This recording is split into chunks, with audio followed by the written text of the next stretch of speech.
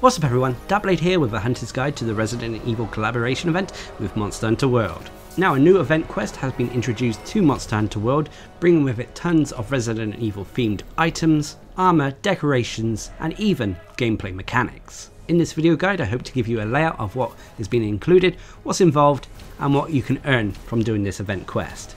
So first of all, the event quest itself. The event quest is called RE, standing for Resident Evil, Return of the BIOWEAPON. This is a 5-star master rank quest that requires hunters to be master rank 20 or higher, and requires players to slay a Black Veil Biohazard in the Rotten Vale. Nice and simple, right? Well, no, there's more to it than that, unfortunately. Now this quest is unique in numerous ways. First of all, the fluvial resistance found on your various armor pieces will no longer work during this fight, so you have to take that into account. Normally the effluvial buildup from Biohazard will eventually cause your health bar to be reduced to a quarter of its size, and you would normally require a nullberry to remove this blight. But in this Resident Evil collaboration event, it works differently. The effluvium isn't effluvium per se, it's basically the T-virus in all honesty.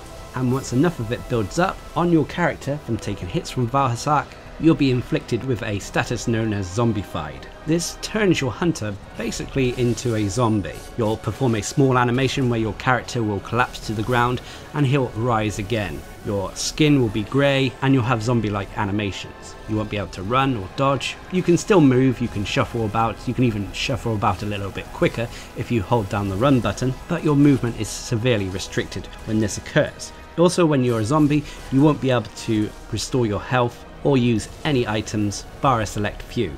These items include specialized tools, whetstones, the special scope for your heavy bowgun, as well as the ARKLAY herbs, which we'll talk about in a minute.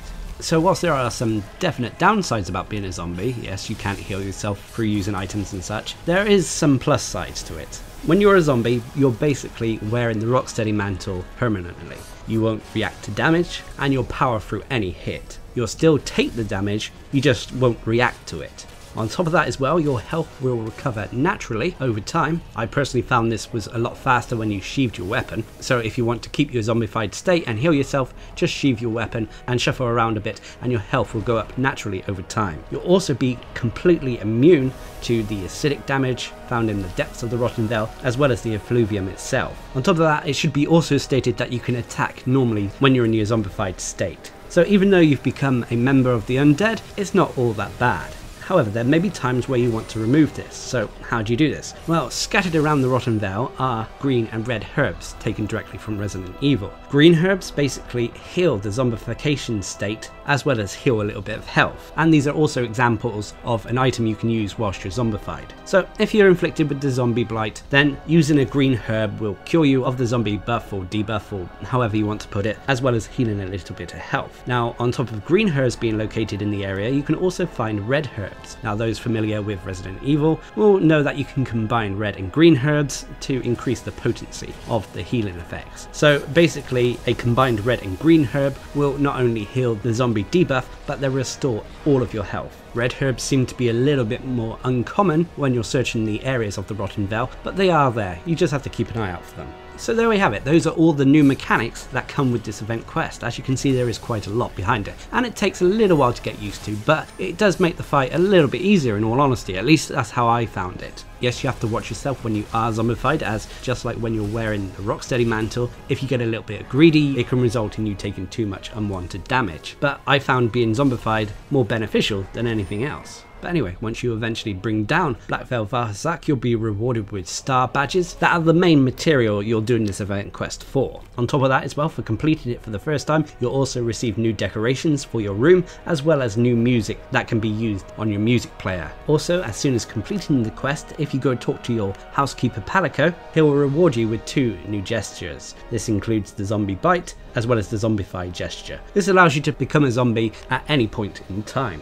When using Zombify, your hunter will collapse to the ground and rise as a zombie. However, it won't be as if you're a zombie during the actual event quest. But nonetheless, it's a fun gesture to use. However, once you've used it and you are a zombie, the Zombify gesture will change to Unzombify, to which it will return you to normal.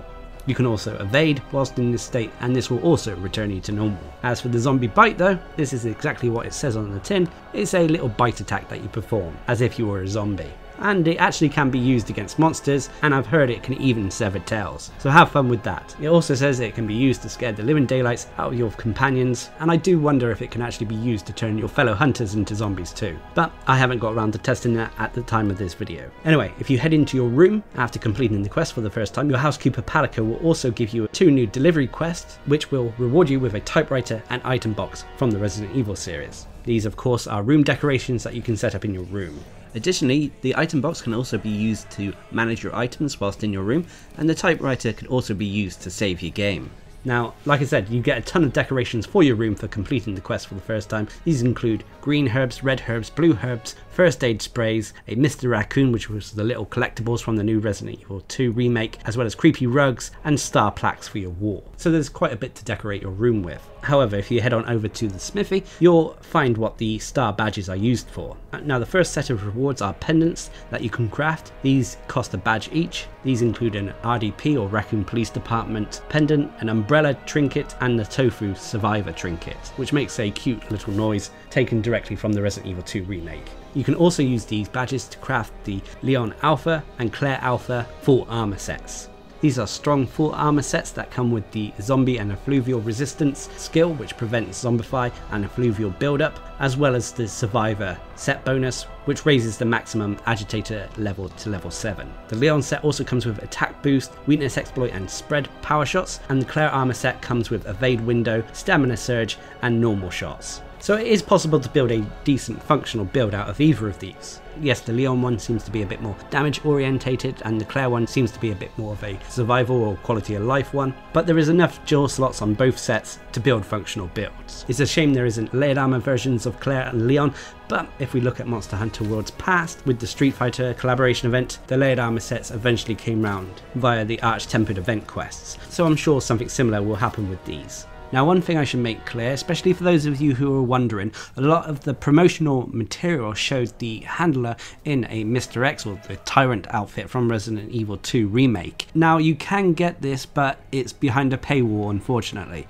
You have to purchase it from whatever store you're on, so the PlayStation Store, Xbox Store, so on and so forth, to actually get a hold of this handler outfit. You can't earn it through game, unfortunately. But there we have it, that's about all the information I can provide you for the Resident Evil 2 collaboration event with Monster Hunter World Iceborne. Personally, I think it's a fun little quest to do. I don't think it's anything groundbreaking, I didn't think it was the most hardest either. The zombified buff is fun to use, and it made the whole thing enjoyable. The Leon and Claire full armor sets are decent enough. I don't think they're going to break the meta or anything, and it's a shame in a way we didn't get layered versions of them during this event quest, but it's something for the collection nonetheless. I am a big fan of the trinkets though, especially the umbrella one, so I'm going to be making use of that, and the new room decorations and even the new gestures are just the icing on the cake. So if you're looking for something different in Monster Hunter World Iceborne, I'd highly recommend taking part in this collaboration event. But anyway, what are your thoughts? Leave a comment down below, and until next time, I've been Darcblade, bringing you a hunter's guide to the Resident Evil 2 collaboration event with Monster Hunter World Iceborne. Hope you enjoyed the video, thanks for watching, subscribe and like